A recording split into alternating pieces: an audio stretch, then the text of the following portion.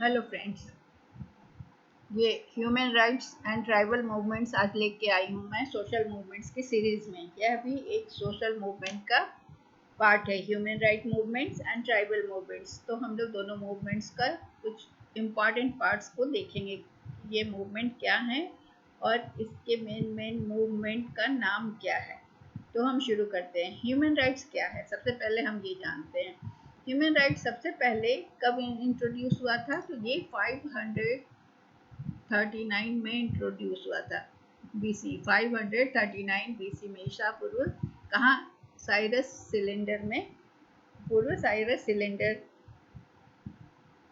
ने इंट्रोड्यूस किया था। 539 बीसी में साइरस, जो कि साइरस द ग्रेट एक विजेता था, जिसने बेबीलोन शहर पर विजय प्राप्त की और वहाँ के स्लेव्स जो भी थे, दास थे, जो गुलाम थे, उनको घर लौटने के लिए फ्री कर दिया और लोगों को यह घोषणा की कि लोगों को अपने धर्म चुनने की स्वतंत्रता होनी चाहिए, उनका धर्म चुनने का एक विकल्प होना चाहिए। यह घटना जो थी वो ह्यूमन राइट हिस्ट्री में, मानव अधिकार के इतिहास में ये पहला चार्टर माना जाता है। 539 बिफोर क्राइस्ट ये समझिए। और साइरस सिलेंडर ने, जो कि एक विजेता था, आक्रमणकारी था, जिसने बेबीलोन शहर पर विजय प्राप्त करने के बाद वहां के गुलामों को मुक्त कर दिया कि वो अपने देश लौट सकें, अपने स्वदेश जा सकें और अपने लोगों को ये भी चुनाव करने का एक विकल्प दिया कि वो अपना धर्म चुन सकते हैं। यह इवेंट जो है मानव अधिकार की दुनिया में पहला चार्टर माना गया, सबसे महत्वपूर्ण माना गया।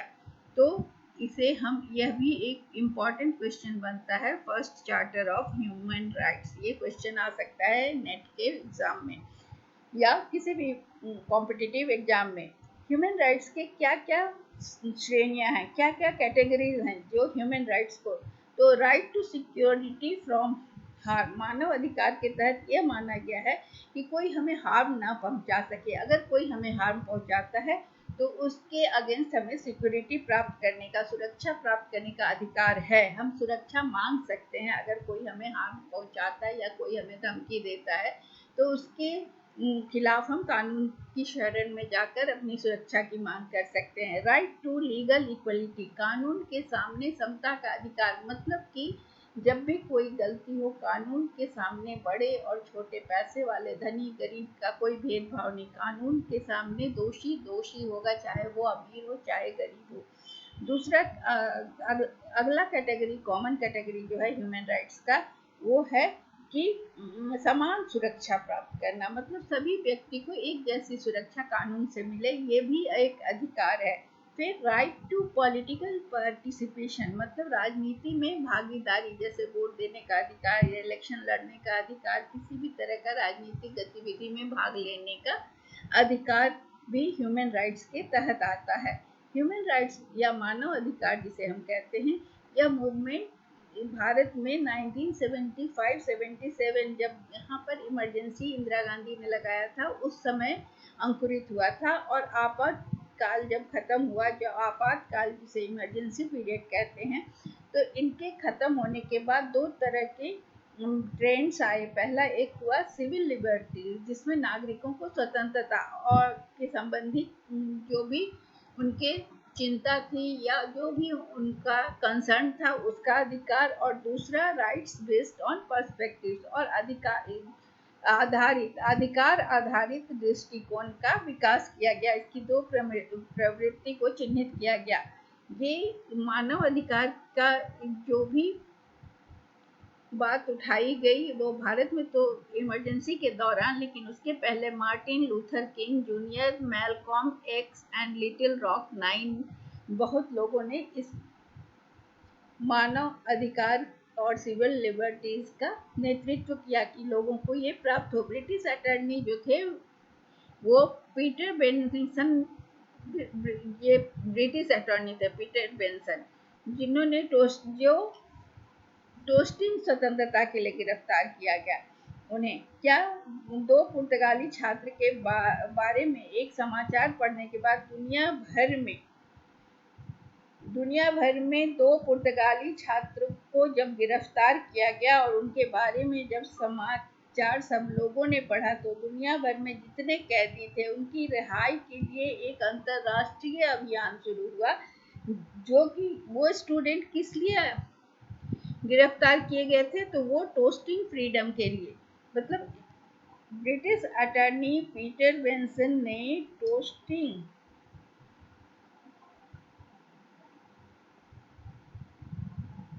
टोस्टिंग फ्रीडम, ये क्या है पहले इसे हम समझ लें।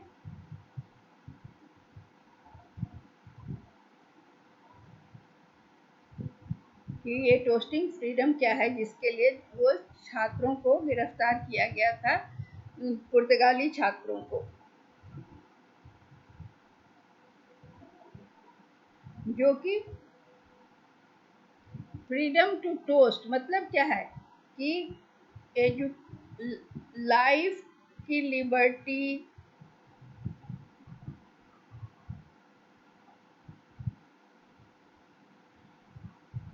और जीवन में हर चीज की सुविधा मिले। अगर टोस्टिंग का मतलब क्या है कि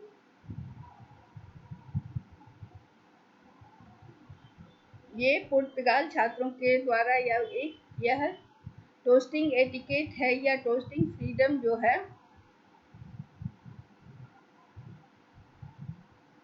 वो हम मुक्त उत्साह को दर्शाता है। मतलब कोई भी कठिन अवधि के दौरान जो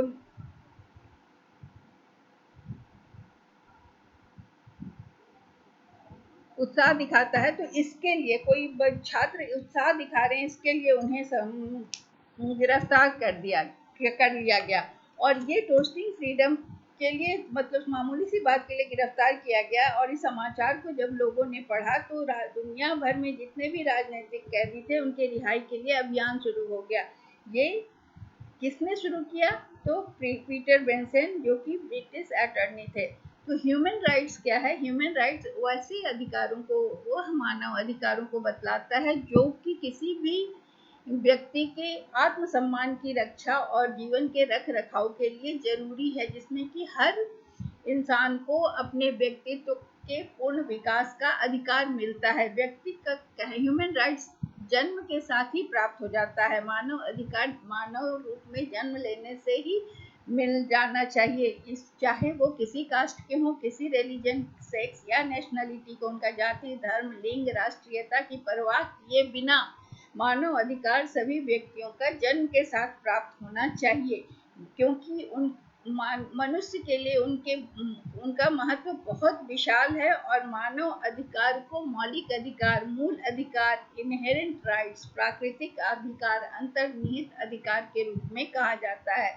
तो बहुत हमारे देश के संविधान में ह्यूमन राइट्स को फंडामेंटल राइट्स के रूप में दिया गया है। तो ह्यूमन राइट्स जो होता है या मानव अधिकार जो होता है, किसी भी व्यक्ति को मानव होने के कारण मिलता है। ये अधिकार को कोई बदल नहीं सकता, यह अपरिवर्तनीय अधिकार है। जो इनमें से कुछ मानव अधिकार को कानून में लिखा भी जा सकता है या नहीं भी लिखा जा सकता है, फिर भी ये मान्य होते हैं। ये अधिकार व्यापक होते हैं, इन्हें अलग अलग श्रेणियों में विभक्त किया गया है। ये राजनीतिक, आर्थिक, सामाजिक और सांस्कृतिक हो सकते हैं। और ये अधिकार हर व्यक्ति के होते हैं और जिसे बांटा नहीं जा सकता, और सभी के लिए यह समान होता है। ये नहीं कि किसी को ज्यादा अधिकार मिलेगा, किसी को कम। मानव अधिकार सभी व्यक्तियों के लिए समान रूप से मान्य होते हैं। ये मानव अधिकार आंदोलन को 2 चरणों में विभाजित किया जाता है। एक होता है प्री इमरजेंसी और पोस्ट इमरजेंसी। भारत में 2 चरणों में इसे विभाजित किया गया है। एक जब आपातकाल लागू हुआ था और एक आपातकाल के बाद, 2 चरण में। 1948 में पश्चिम बंगाल में कम्युनिस्टों पर राज्य के दमन के विरोध करने के लिए सिविल लिबर्टीज कमेटी का गठन किया गया। आंदोलन के इस चरण का कोई हिसाब हमारे पास लेखा जोखा नहीं है।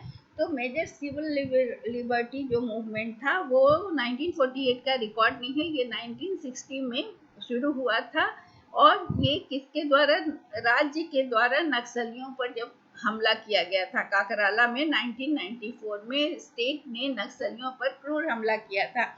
यह आंदोलन न्याय और समानता के लिए समाज में जो लोग उत्पीड़ित थे, जो ऑप्रेस्ड लोग थे, जो समाज के, वो जस्टिस और अपने न्याय और अधिकारों का मुद्दा को उठाया। इस संघर्ष का विवरण देते हुए काकराला का कहना है, काकराला ने तर्क दिया कि लोकतांत्रिक अधिकारों की आवश्यकता किन्हें होती है, जिन्हें न्याय के लिए संघर्ष करना पड़ता है, और मौलिक अधिकार केवल विशेष अधिकार प्राप्त लोगों के लिए पर्याप्त होते हैं। तो इसलिए लोकतांत्रिक अधिकारों के लिए, डेमोक्रेटिक राइट्स के लिए जो स्ट्रगल है, जो संघर्ष है, वो औपचारिक रूप से जो पहले से गारंटी अधिकार है, जो ह्यूमन होने के कारण अधिकार है, उस पर जोर देने का संघर्ष है, लेकिन इसे व्यवहार में लागू करना मुश्किल था। तो लोकतांत्रिक अधिकारों का दमन करने से ये विद्रोह का रूप ले लेता है। इसलिए जो श्रीमती इंदिरा गांधी के समय में जब इमरजेंसी लगा, 25 जून 1975 में इमरजेंसी लगाया गया और इसमें सभी नागरिकों के अधिकारों को सीज कर लिया गया। तो मौलिक अधिकारों को निलंबित कर दिया गया, जो कि किसी से लिया नहीं जा सकता है, लेकिन उन्हें रोक दिया गया, उन्हें सस्पेंड कर दिया गया और कहा गया कि यह अधिकार केवल विशेषाधिकार प्राप्त वर्ग के द्वारा बहुमत के हित में कार्यक्रम को चलाने के से रोकने के लिए किया गया था। मतलब फंडामेंटल राइट को सीज कर दिया गया और ये कहा गया कि ये प्रोग्राम जो चलाए जा रहे थे मेजोरिटी के लिए या बहुमत के लिए, के कल्याण के लिए कुछ प्रोग्राम चलाए गए थे, उनको उनके इंटरेस्ट में इस अधिकार को सीज किया गया था। तो जो लिबरल इंटेलेक्चुअल्स थे, जो इससे उन्हें बहुत आश्चर्य हुआ और वो हैरान थे कि राजनीतिक व्यवस्था के भीतर भी अंतर्निहित सत्तावादी बिल्ट इन ऑथोरिटेरियन टेंडेंसी, जो क्या था, राजनीतिक व्यवस्था के अंदर जिन ऑथोरिटी थी, जो पॉलिटिकल सिस्टम के अंदर अंतर्निहित ऑथोरिटी थी, उसने लोकतंत्र की प्रवृत्ति में, जो कि यहाँ डेमोक्रेसी था, उसको रोकने के लिए किसी भी तरह की बात को लाना कि बहुमत के हित के लिए रोका, सीज किया गया, इससे वो सरप्राइज थे। तो इससे क्या हुआ कि जो भी बुद्धिजीवी और राजनीतिक संगठन थे या सेटिंग था, वो सिविल और डेमोक्रेटिक राइट्स के लिए मूवमेंट शुरू किया 1986 में, और इसके लिए कई संगठन उभरे जिन्होंने नागरिक और लोकतांत्रिक अधिकारों के लिए, क्योंकि इमरजेंसी के दौरान उनके मौलिक अधिकारों को सीज कर दिया गया था, तो इसे प्राप्त करने के लिए, इससे अपने अधिकारों के लड़ने के लिए कई संगठन उभरे। इमरजेंसी के दौरान 1986 में इमरजेंसी के दौरान जो अधिकार सीज किए गए थे, उन्हें प्राप्त करने के लिए अब पिछले 35 इयर्स में ह्यूमन राइट मूवमेंट में बहुत सारे मूवमेंट आ गए हैं, और जिससे क्या हुआ कि कई तरह के संघर्ष, कई तरह के आंदोलन मिलकर ह्यूमन राइट्स आंदोलन को मजबूत किया है। इसमें आदिवासी आंदोलन आते हैं, किसान संघर्ष,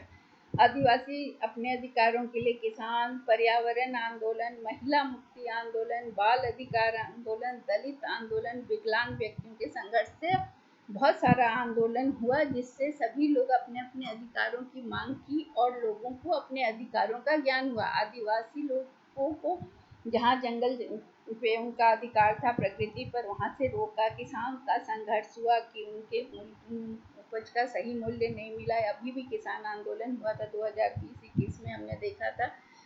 फिर पर्यावरण आंदोलन, जब डैम बनने लगे और लोगों को विस्थापित किया जाने लगा, तो उस समय पर्यावरण को बचाने के लिए चिपको आंदोलन, ये सब आया।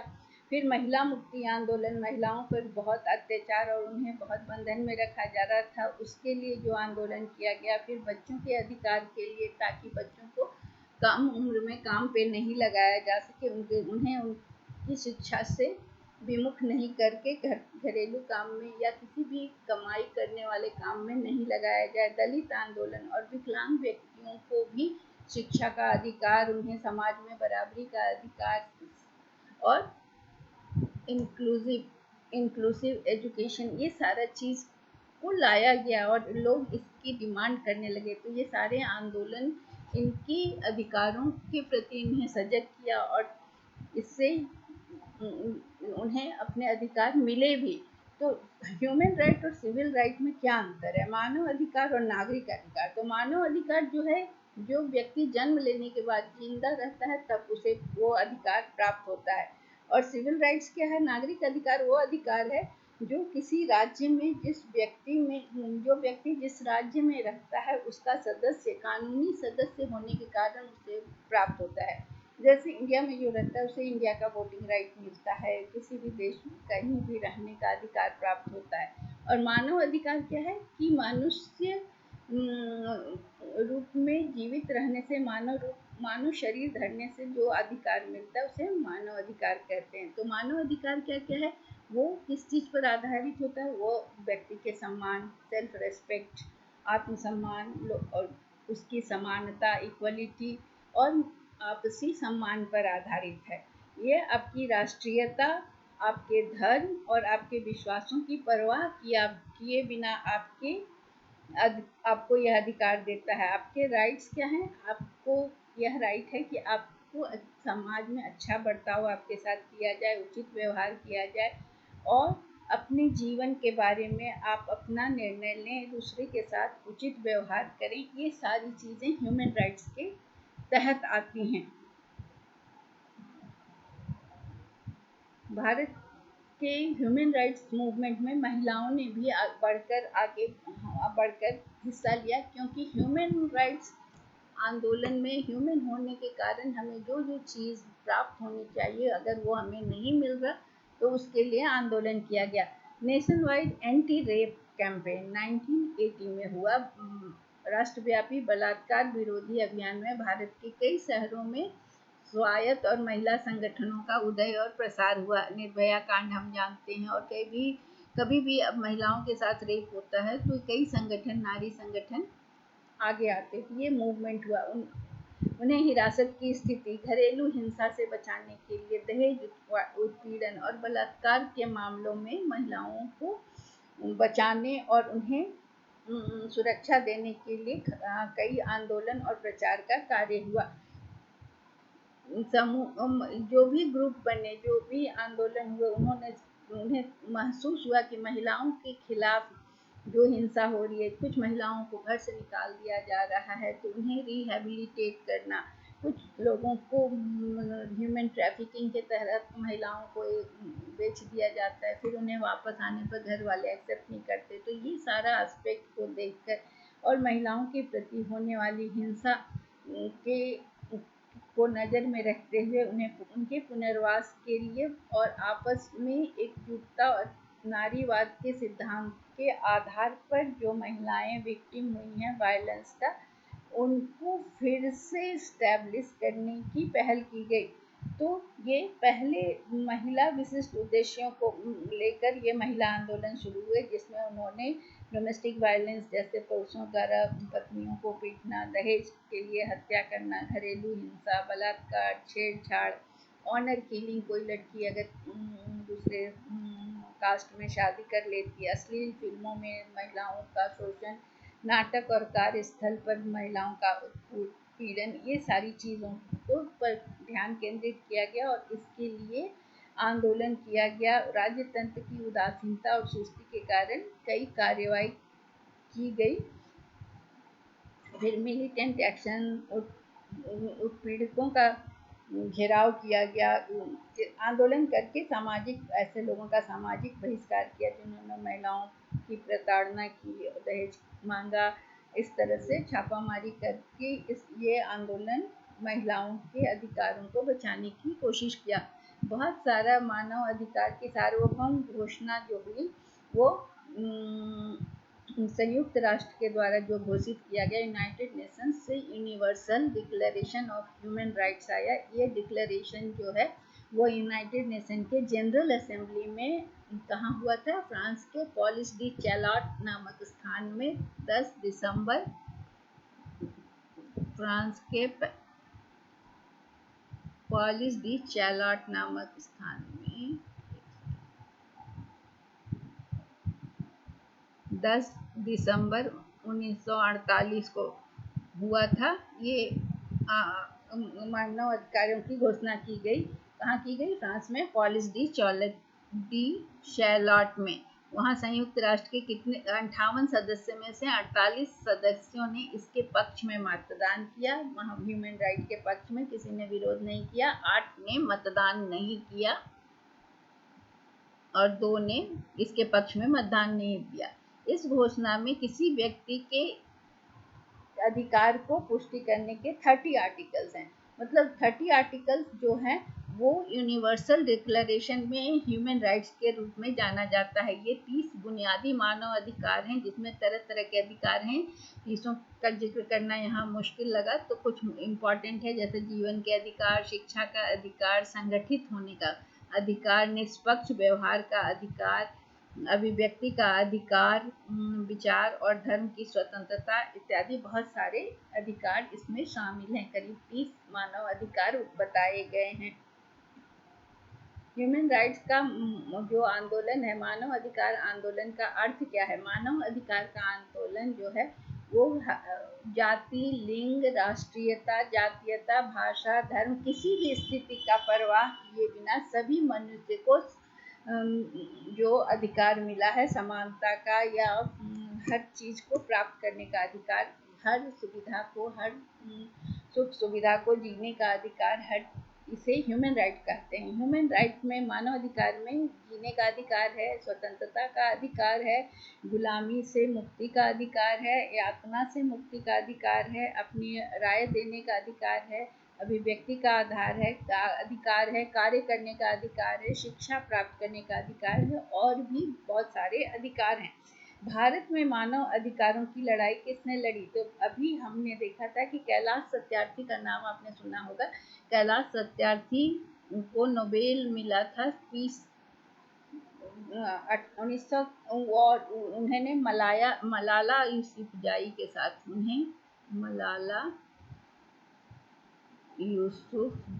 साथ उन्हें नोबेल प्राइज मिला था कैलाश सत्यार्थी को।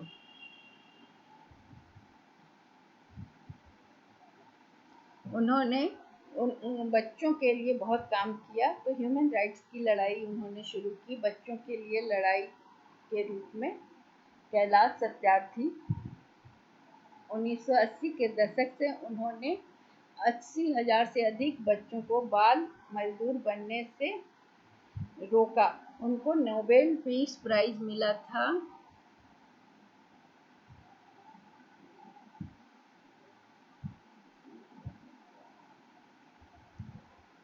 उन्होंने चाइल्ड लेबर को रोकने की कोशिश की थी और उनका मूवमेंट का नाम था सेव चाइल्डहुड।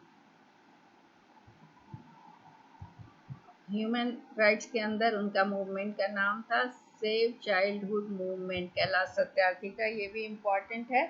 और उन्होंने बचपन बचाओ, उन्होंने एक फाउंडेशन खोला जिसे बचपन बचाओ कहते हैं। बचपन बचाओ, जिसमें बच्चों को लेबर करने से, चाइल्ड लेबर को रोकने के लिए सेव चाइल्डहुड मूवमेंट चलाया 1980 में। और यह पहला व्यक्तियों का मूवमेंट था जो सोशल जस्टिस के लिए था, equity, education and peace for all children, सभी बच्चों के लिए सामाजिक न्याय, समता, समानता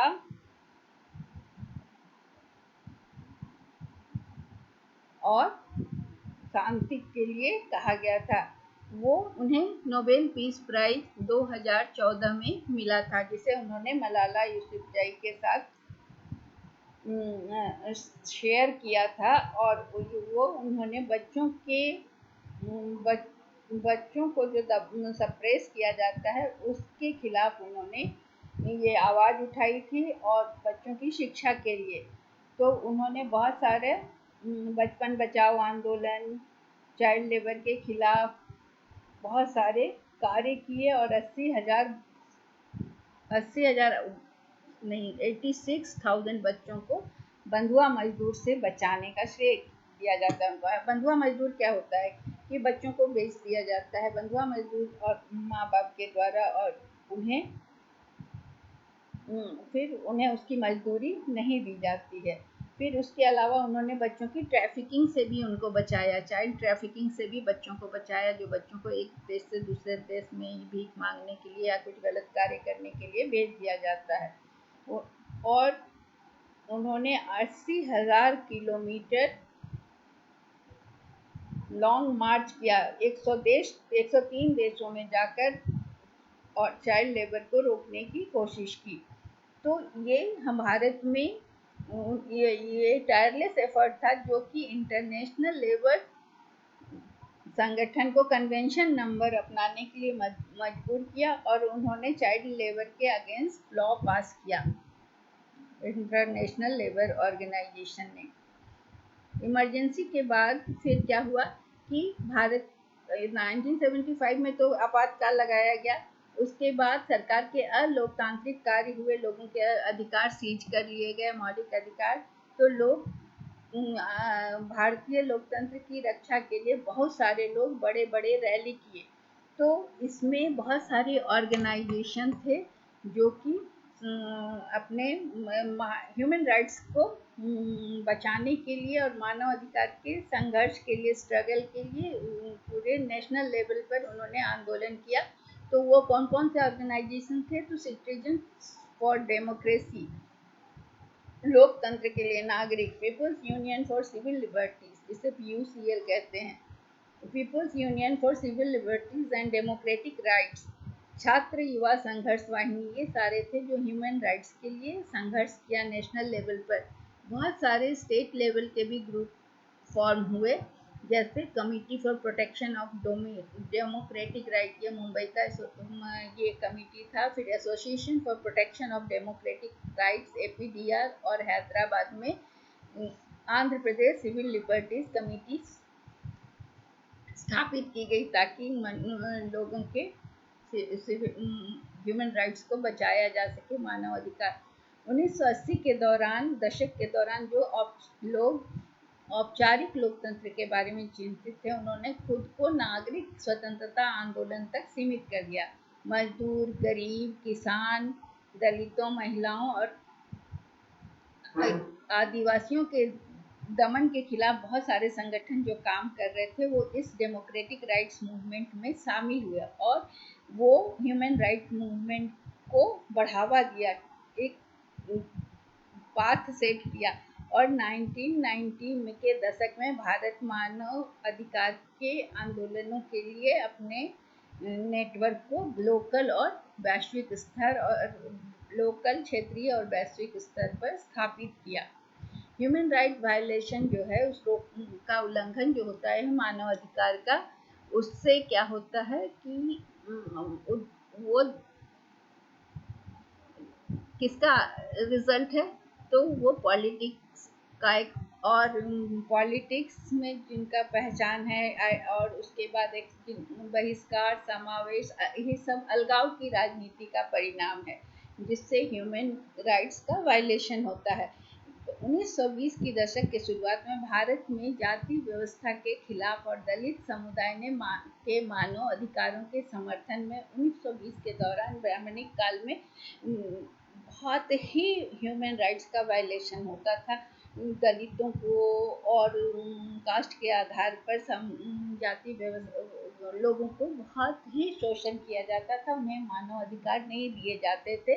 तो भारत में जाति व्यवस्था के खिलाफ और दलित समुदाय के मानव अधिकार के समर्थन में बहुत सारे सामाजिक और राजनीतिक आंदोलन हुए। और जब 1950 में भारत का संविधान लागू हुआ, तो डॉक्टर BR अम्बेडकर ने संविधान में न्याय, समानता, स्वतंत्रता और बंधुत्व के पक्ष में अपन पर जोर दिया गया और जाति व्यवस्था के मानदंडों और जाति पथ लिंग और जातीयता के की परवाह किए बिना संविधान में सभी को बुनियादी नागरिक मानव अधिकारों की गारंटी दी गई। बेसिक ह्यूमन राइट्स दिलाया गया। उसमें कोई भी कास्ट का हो, किसी भी क्रीड का, कोई जेंडर, कोई जाति हो, इन सब की परवाह किए बिना सबको इक्वल राइट्स संविधान के द्वारा प्रदान किया गया। लेकिन चूंकि सिद्धांत संविधान में आया, लेकिन इसका कार्यान्वयन और इसका एप्लीकेशन सफल नहीं हुआ। तो भारत के संविधान में 1950 में अस्पृश्यता, अछूत, अनटचेबिलिटी को खत्म कर दिया गया था भारत के संविधान में, लेकिन प्रैक्टिस में ये अब अभी खत्म नहीं हो पाया था। तो ये भारत के व्यक्तियों पर सामाजिक अक्षमता को थोपना था। ये मानव अधिकारों का हनन था। अनटचेबिलिटी को का प्रैक्टिस जो था वो भारत में मानव अधिकारों का हनन था। इसके लिए आवाज उठाई गई। तो ये सारा चीज धीरे धीरे करके खत्म हुआ है, पूरी तरह से अभी भी खत्म नहीं हुआ है, लेकिन मानव अधिकारों का हनन अभी भी हो रहा है। लेकिन ये सौभाग्य की बात है कि लोग जागरूक हो रहे हैं और इस फील्ड में यंग जनरेशन बहुत आगे बढ़ रहा है। अब हम चलते हैं ट्राइबल मूवमेंट्स के बारे में। ट्राइबल मूवमेंट्स भी बहुत सारे हुए हैं, लेकिन हम कुछ मूवमेंट्स को देखेंगे कि यह होता क्या है, ट्राइबल मूवमेंट्स किस लिए होता है। तो ये जनजातीय आंदोलन जो होता है वो ब्रिटिश साम्राज्य के द्वारा जब उनकी आजीविका छीन ली गई, उनके संस्कृति और धर्म और लोकाचार पर हस्तक्षेप किया गया, मतलब उनको रोका गया या उनको हस्तक्षेप किया गया, तब जनजातीय लड़ाई शुरू हुई। आदिवासी लोग जो थे, ट्राइबल्स जो थे, वो मुख्य रूप से किस चीज के लिए विरोध किया, तो उनका विरोध था सबसे पहले किराया के लिए तरीका, जीवन को जीने का तरीका, वो जंगल में रहते थे, जंगल से उनकी जीविका चलती थी। फॉरेस्ट लैंड पर उन पर क्या हुआ, सब पर रोक लगाने से उनका विद्रोह शुरू हुआ। फॉरेस्ट क्या है, आदिवासियों के अस्तित्व के लिए वन आवश्यक घटक था। वो वन में ही रहते थे, बसे हुए कृषि के लिए। गैर आदिवासियों को जंगल से वो बहुत सारी चीजें लाकर अपना जीविका चलाते थे। तो गैर आदिवासियों के जंगल में प्रवेश हो गया। गैर आदिवासी क्या किए, तो वो लकड़ी के कॉन्ट्रैक्टर थे और दूसरे दूसरे लोग थे, क्योंकि उनके जो आदिवासी थे उनके जीवन में हस्तक्षेप किया, उनके रहन सहन के तरीकों को डिस्टर्ब किया, जंगलों को काटा, जिससे कि शिकार करना शुरू किया, मछली पकड़ने लगे। तो ये गैर कृषि के लिए गैर आदिवासी का जंगल में प्रवेश हुआ और वो जंगल को काट कर अपने फायदे के लिए काम लेने लगे। और उसके पहले आदिवासियों का क्या कार्य था, वो शिकार करते थे, मछली पकड़ते थे और कुछ कृषि करते थे, वनों में से कुछ जड़ी बूटी, ये सब उनकी आजीविका के साधन थे। वो वन उत्पाद का प्रयोग करते थे। लेकिन जब फॉरेस्ट डिपार्टमेंट 1864 में फॉरेस्ट डिपार्टमेंट की स्थापना हुई, तो गवर्नमेंट ने 1865 में सरकारी वन अधिनियम लागू किया और भारतीय वन अधिनियम 1878 में पेश किया गया। लागू कब हुआ, 1865 में। वन विभाग स्थापना कब हुआ, 1864 में। और 1865 में एक्ट आया, फॉरेस्ट एक्ट, और इंडियन फॉरेस्ट एक्ट का इंट्रोड्यूस हुआ, जिस पर कि जंगल पर पूरा सरकार का अधिकार हो गया, फॉरेस्ट लैंड पर एक अधिकार हो गया। अब आदिवासियों को वन में जाने में रोक टोक होने लगा, उनके अधिकारों से उन्हें वंचित कर दिया गया। इससे क्या हुआ कि ट्राइबल्स में स्ट्रेस हुआ और स्ट्रेस होने से जनजातीय आंदोलनों का जन्म हुआ। तो कौन कौन से कुछ ट्राइबल मूवमेंट्स का नाम हम पढ़ते हैं, ये सबका एक एक करके डील करना मुश्किल है, मैंने कुछ नाम लिखा है, कुछ को बताया है संक्षेप में। तो पहला है अहोम रेबेलियन। ये अहोम में आसाम के लोग थे और इनका समय था 1828 से 1833। किसने इसका नेतृत्व किया, ये नाम पता नहीं है। अंडमानी रिवॉल्यूशन, अंडमानीज रिवॉल्यूशन, अंडमान निकोबार का है। ये 1942 से 45 में। बैटल ऑफ अबरडीन, ये अबरडीन की लड़ाई अंडमान में ही हुई थी और 1859 में। फिर है भोपालपट्टनम स्थान में और ये 1795 में। इसका भी नेतृत्व किसने किया ये नहीं पता। भील रेबेलियन जो थे वो विंध्य पर्वतमाला और सतपुरा पर्वतमाला के रेंज में ये हुआ था, और ये 1822 से 1857 में इसको किसने रिबेल का इस विद्रोह का किसने नेतृत्व किया, उनका नाम है भागोजी नायक और खजर सिंह ने किया। फिर है भुइयां जुआंग रेबेलियन। भुइयां जुआंग रेबेलियन क्योंझर, उड़ीसा के क्योंझर प्रदेश में हुआ। टाइम था, पीरियड था 1867 से 68, और उसे धरणीधर नायक और रत्ना नायक ने इसका नेतृत्व किया। भील रिवोल्ट हुआ था वेस्टर्न घाट में। इसका पीरियड है 1870 से 1913 तक। कौन किसने नेतृत्व किया यह ज्ञात नहीं है। हो अपराइजिंग था सिंहभूम में, छोटा नागपुर, झारखंड के छोटा नागपुर में। इसका पीरियड था 1827। राजा प्रभात ने इसका नेतृत्व किया। झारखंड मूवमेंट, झारखंड स्टेट है और झारखंड इसका पीरियड है 1845। ये किसके द्वारा नेतृत्व किया गया इसका भी ज्ञात नहीं है। झारखंड अपराइजिंग छोटा नागपुर रीजन, बिहार, उड़ीसा और बंगाल में हुआ। ये प्लेटो रीजन, इसका पीरियड 1920 है। तो ये कुछ नाम हुए जो कि ट्राइबल मूवमेंट के नाम हैं। अब ट्राइबल मूवमेंट, कितने मूवमेंट हुए थे ट्राइबल के, तो भारत में ट्राइबल मूवमेंट की संख्या 36 है। अब 36 मूवमेंट को पढ़ना तो आसान नहीं है, इसलिए मैंने केवल उनके नंबर बता दिया। मैंने बता दिया 36 मूवमेंट्स, ट्राइबल मूवमेंट्स भारत में हुआ। ठीक है, और इनका क्या था, वन पर इनके अधिकार को छीनना ही इसका मुख्य कारण था। इसमें से 36 विद्रोह में 14 नॉर्थ ईस्ट रीजन में था, नॉर्थ ईस्ट असम, मणिपुर, इस साइड में, जिसे 7 सिस्टर्स कहते हैं। सिंह ने,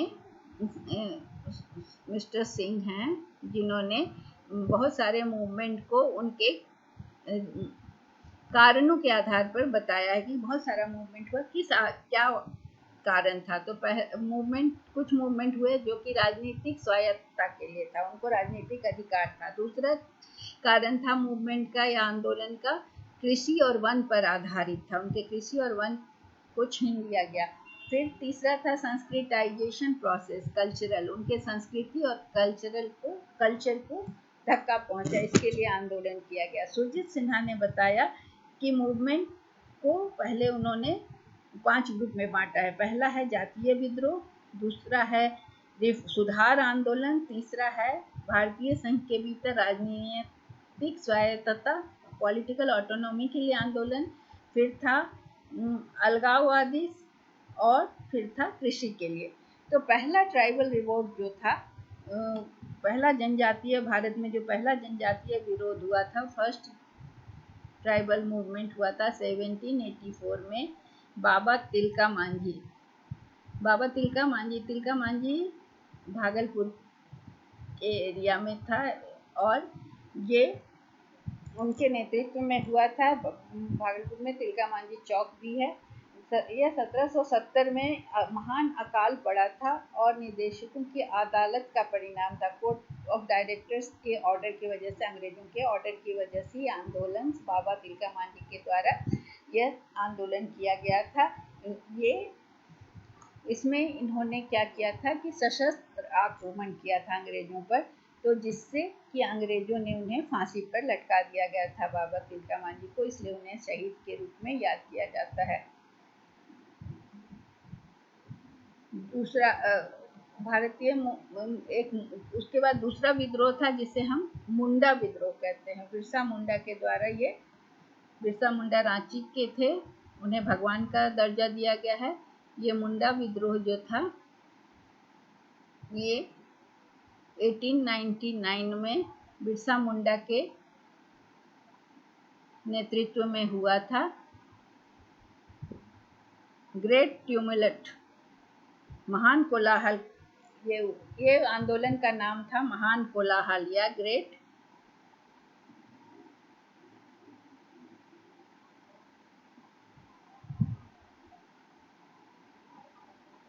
ट्यूमुलट, महान कोलाहल।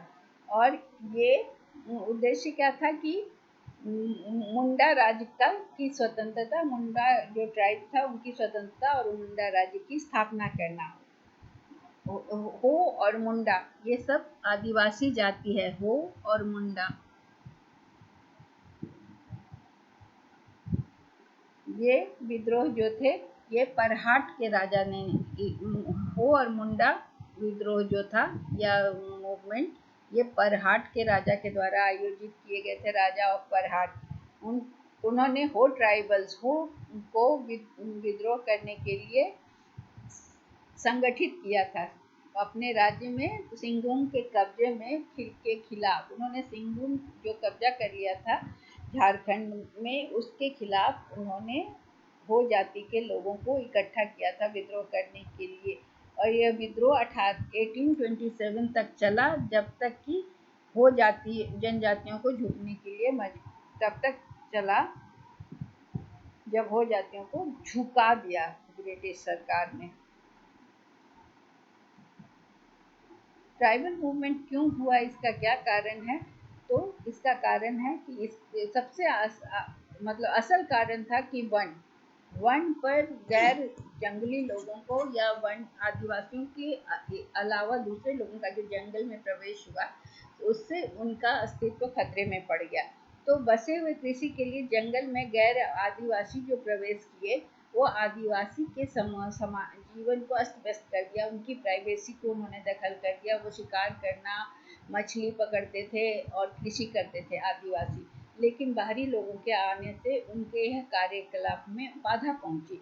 तो आदिवासी जंगल में अस्थायी बसावट के लिए वन उत्पादों का भी प्रयोग करते थे वो। लेकिन 1864 में वन की स्थापना, वन अधिनियम और वन अधिनियम से सरकार का लैंड पर जो एकाधिकार हो गया, इससे आदिवासी समुदाय को वन के अधिकारों से वो वन पर अपने अधिकार से वंचित हो गए और इससे उनमें तनाव पैदा हुआ और इस तनाव की वजह से आंदोलनों का जन्म हुआ। ब्रिटिश सरकार ने क्या किया कि जो भी आदिवासी जनजातीय समुदाय था उनसे, वहाँ पर क्या हुआ कि ब्रिटिश गवर्नमेंट ने ट्राइबल कम्युनिटी और ट्राइबल्स को एक्सप्लॉइट करने के लिए, बॉन्डेड लेबर बनाने के लिए उन्होंने मनी लेंडर्स को वहाँ इंट्रोड्यूस किया। क्योंकि जंगल पे कब्जा कर लिया, अब आदिवासियों को अपने ज़रूरत के लिए मनी लेंडर के पास जाना पड़ता था और जब वो पैसा नहीं चुकाते थे तो फिर क्या होता था, उन्हें बंधुआ मजदूर बनना पड़ता था। मतलब कि मनी लेंडर्स के यहाँ उन्हें बिना पगार के बेकार खटना पड़ता था, उन्हें उसके लिए पेमेंट नहीं होता था। तो इससे क्या हुआ कि ब्रिटिश ने भूमि बंदोबस्त किया और भूमि कानून के अधिनियम को संयुक्त स्वामित्व की परंपरा से, पहले क्या होता था लैंड सबका होता था, उसको अब वो क्या किए कि प्राइवेट ओनरशिप में ला दिया, जॉइंट ओनरशिप से। अब इससे ट्राइबल कम्युनिटी को क्या हुआ कि अब रेंट देना है, अब दूसरे के खेत पर वो काम कर रहे हैं तो उन्हें रेंट देना था और उन्हें नहीं रेंट दे पाने की वजह पर बॉन्डेड लेबर की तरह खटना पड़ता था। तो इससे जो कि ये ट्राइबल्स को स्वीकार्य नहीं था, इसलिए उन्होंने इसके लिए मूवमेंट शुरू किया। कुछ मूवमेंट था कि वो उनकी पहचान, आदिवासियों की पहचान हो रही थी, उनकी राजनीतिक एकजुटता भी खत्म हो रही थी। फिर वो अपने पारिस्थितिक और सांस्कृतिक इकोलॉजी उनका जो था और उनका जो कल्चर था जंगल में रहने से, छिपकर रहने से, वो सब खत्म होने लगा। उनकी वित्तीय पिछड़ापन होने लगा और उससे उनमें हताशा की भावना आई। इससे ये आंदोलन शुरू हुए। इन आंदोलन के बारे में ये कहा जाता है कि आदिवासी या तो बहुत अलग थलग थे या तो हिंदू के साथ जुड़े हुए थे, इसलिए ये अलग से दिखते थे। अब कुछ और आंदोलन को हम देखते हैं। एक था कोल रेबेलियन जो 1832 में हुआ था छोटा नागपुर में। छोटा नागपुर झारखंड का हिस्सा है। यह यहाँ पर सबसे इम्पॉर्टेंट मूवमेंट था कोल विद्रोह। कोल विद्रोह में यह आदिवासियों ने अंग्रेजों के विरुद्ध सशस्त्र विद्रोह शुरू किया और उनके घरों को जला दिया, ब्रिटिश अधिकारियों को मार डाला। ये विद्रोह में ये मूवमेंट 2 साल तक चला, लेकिन अंग्रेजों ने इसको दबा दिया। और दूसरे कोल विद्रोह के अलावा बिरसा मुंडा के नेतृत्व में छोटा नागपुर में भी एक मुंडा विद्रोह हुआ, जो कि सबसे महत्वपूर्ण ये था आदिवासी विद्रोह। बिरसा मुंडा विद्रोह सबसे महत्वपूर्ण विद्रोह था। तो ये क्वेश्चन आ सकता है कि मुंडा रिवोल्ट सबसे इम्पोर्टेंट था, क्योंकि बिरसा मुंडा एक भारतीय स्वतंत्रता सेनानी और एक आदिवासी नेता थे जो मुंडा जनजाति के थे, इसलिए बिरसा मुंडा को भगवान भी माना जाता है झारखंड में, छोटा नागपुर में। फिर था संथाल रिवोल्ट। संथाल रिवोल्ट क्या है, जो कि झारखंड रीजन में ही है।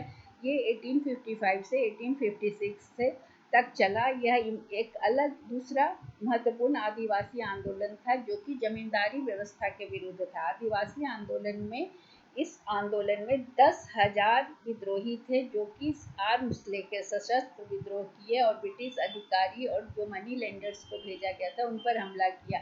लेकिन यहाँ क्या हुआ कि इसको भी दबा दिया गया। अंग्रेजों ने 20,000 आदिवासियों को मारा और इस विद्रोह को बेरहमी से दबा दिया। फिर था तारापुर एंड मारिया रिबेलियन। इस विद्रोह में क्या हुआ था, ये बस्तर में, छत्तीसगढ़ का अभी हिस्सा है, उस समय वो मध्य प्रदेश का एक हिस्सा था, बस्तर जिला में शुरू हुआ। यह विद्रोह आदिवासी के विद्रोह का एक महान उदाहरण है जिसमें बस्तर के जो आम लोग थे वो विदेशी शासकों के खिलाफ खड़े हुए थे। तारापुर का विद्रोह 1842 से 1854 तक और मारिया का विद्रोह 1842 से 1863 तक हुआ। 21 वर्ष तक की इस अवधि में बस्तर में विदेशी शासकों के विरुद्ध लगातार विरोध होता रहा, विद्रोह भी होता रहा। नुकसान की भावना, बस्तर के मूल निवासियों की स्थानीय परंपरा और संस्कृति जो कि खत्म हो रही थी उसे फिर से बहाल करने के लिए इन यहाँ के लोग जो थे वो एंग्लो मराठा शासन के खिलाफ खड़े हो गए थे ताकि वो अपनी मूल संस्कृति को स्थापित कर सकें। झारखंड मूवमेंट, ये आदिवासी स्टेट झारखंड आंदोलन शुरू हुआ जिसका मुख्य उद्देश्य था एक नया स्टेट बनाना, झारखंड स्टेट। 1948 में एक नई क्षेत्रीय पार्टी संयुक्त झारखंड, यूनाइटेड झारखंड पार्टी का गठन हुआ और यह पार्टी उड़ीसा, बिहार, पश्चिम बंगाल और मध्य प्रदेश में बहुत खनिज पाया था, मिनरल बेल्ट्स को मिलाकर एक राज्य स्थापित करने की मांग की, घोषणा भी की। भील रिवेलियन। भील रिवेलियन का समय है 1822 से 1857। भीलों ने सबसे पहले रियासत के सामंतवाद और ब्रिटिश मतलब जमींदारी और ब्रिटिश का साम्राज्यवाद जो अपना राज्य को फैलाते जा रहा था एक हर जगह, तो इसके खिलाफ था। यह भील जो थे वो अपने फॉरेस्ट राइट को बहुत अच्छे से एंजॉय कर रहे थे, आनंद ले रहे थे, जंगल में वो खुलकर रहते थे, फ्री होकर रहते थे। और लेकिन 1818 में बांसवाड़ा, डूंगरपुर और मेवाड़ जैसे राज्य ने ब्रिटिश सरकार के साथ संधि की और जंगल उन्हें सौंप दिया और नई कानून व्यवस्था लागू हुई। तो ये भीलों को राज्य और जागीरदार के नियमित शक्ति के रूप में यूज किया जाता था, लेकिन नई संधि जब मतलब भील राज्य के पावर माने जाते थे, मतलब लॉ और इससे क्या होता था कि रेगुलर फोर्स थे, वो जागीरदार के लिए काम भी करते थे। लेकिन जब नया संधि हुई तो भीलों को बेरोजगार बना दिया गया, उन्हें नौकरी से हटा दिया गया और राजा के लिए जो काम करते थे जागीरदार के लिए उनसे हटा दिया गया। इसलिए उन्होंने 1818 में जो नई संधि हुई उसके खिलाफ विद्रोह कर दिया। तो इस तरह से हमने देखा कि भीलों के विद्रोह जो हुए वो उनके क्षेत्र से उन्हें विस्थापित करने के से, उनको हटाने से, और इसकी वजह से ये ट्राइबल विद्रोह हुए। So that's all about tribal and human rights movements. Thank you.